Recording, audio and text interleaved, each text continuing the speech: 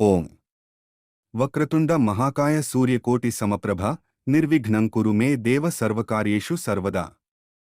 అందరికీ నమస్కారం. నేను మీ ఎస్పీజీ. గత కొంతకాలంగా శ్రీ రామచంద్ర ప్రభువుల నిజమైన జీవిత చరిత్ర గురించి నేను చాలా చోట్ల వెతికాను. చివరకు శ్రీ వాల్మీకి మహర్షిగారు రచించిన సంపూర్ణ రామాయణం పుస్తకాన్ని సంపాదించాను. దానిని చదువుతున్న క్రమంలో నాకు చాలా బాగా నచ్చింది. నేను చదువుతున్న ఈ రామాయణాన్ని నాతో పాటు చాలామంది కూడా చదవాలనే కోరిక కలిగింది. మరియు ఇది భావితరాలకు డాక్యుమెంటెడ్ ఎవిడెన్స్గా ఉండాలని నేను సంకల్పించాను.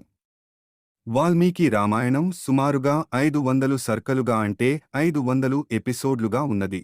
వీటిని నేను ఒక్కొక్క ఎపిసోడ్గా మొత్తం 500 ఎపిసోడ్లుగా యూట్యూబ్లో వీడియోస్గా అప్లోడ్ చేయాలని మనస్ఫూర్తిగా కోరుకుంటున్నాను. శ్రీ రామచంద్ర ప్రభువుల వారి ఆశీస్సులతో ముందుకు కొనసాగుతున్నాను. ఈ ప్రయాణంలో మాకు మీ మద్దతు అవసరం. ఛానల్లో చాలా మంచి విషయాలు రాబోతున్నాయి. నా వీడియోలను ఇష్టమైతే మా యూట్యూబ్ ఛానల్ను సబ్స్క్రైబ్ చేయండి మరియు లైక్ చేయండి.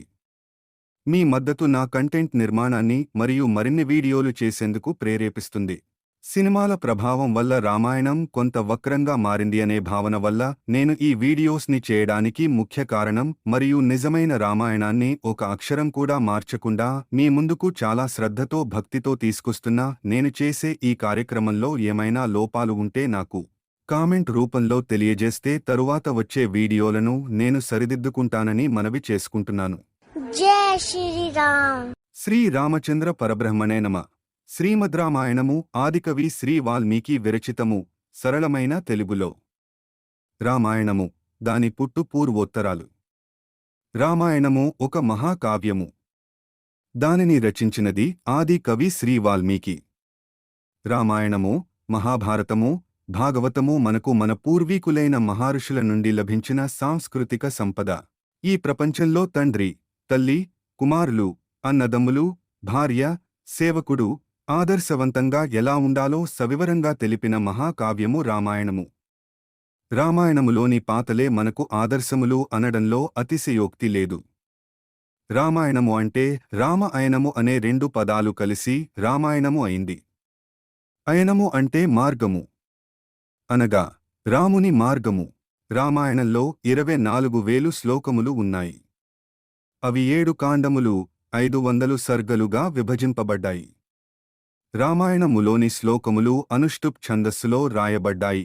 అంటే ఒక్కో శ్లోకానికి 32 అక్షరాలు ఉంటాయి. రామాయణము కూడా ఒక కథ మాదిరి నడుస్తుంది.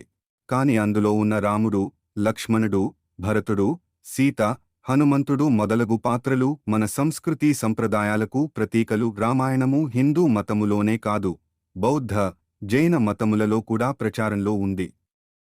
మన దేశంలోనే కాకుండా ఇండోనేషియా, ఫిలిప్పైన్సు, థాయిలాండ్, లావోస్, బర్మా మరియు మలయా దేశములలో కూడా ప్రచారంలో ఉంది.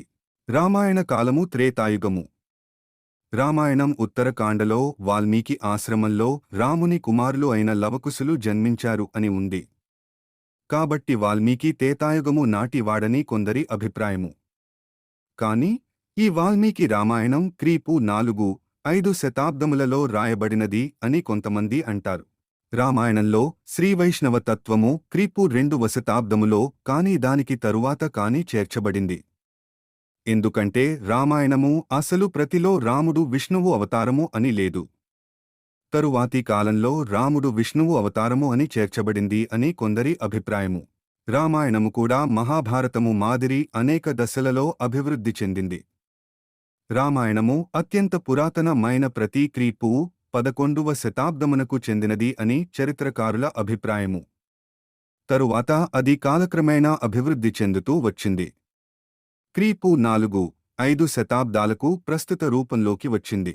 వాల్మీకి రామాయణాన్ని చాలామంది మహానుభావులు తమ తమ భాషలలో తమ తమ శైలిలో రచించారు. అందులో ముఖ్యమైనవి క్రీశ 11-12 శతాబ్దములలో కంబన్ అనే కవి చేత తమిళ భాషలో రచించబడిన కంబరామాయణము, తెలుగు భాషలో మొల్లచే రచింపబడిన మొల్ల రామాయణము 14వ శతాబ్దములో కనపడటం లేదు. కాని చారిత్రక ఆధారాలు పరిశోధించిన తరువాత హెచ్.డి. సంకాలియా అనే చరిత్రకారుడు రామాయణము క్రీపు 4వ శతాబ్దిలో రాయబడి ఉంటుంది అని ఎల్. భాష్యం అనే చరిత్రకారుడు రాముడు క్రీపు 8-7 శతాబ్దములలో ఉండేవాడని అభిప్రాయపడ్డారు. కాబట్టి రామాయణములో రకరకాల రామాయణాలు ఉన్నట్టే రామాయణము గురించి రామాయణ కాలము గురించి రకరకాల అభిప్రాయాలు ఉన్నాయి అనేది తెలుస్తూ ఉంది.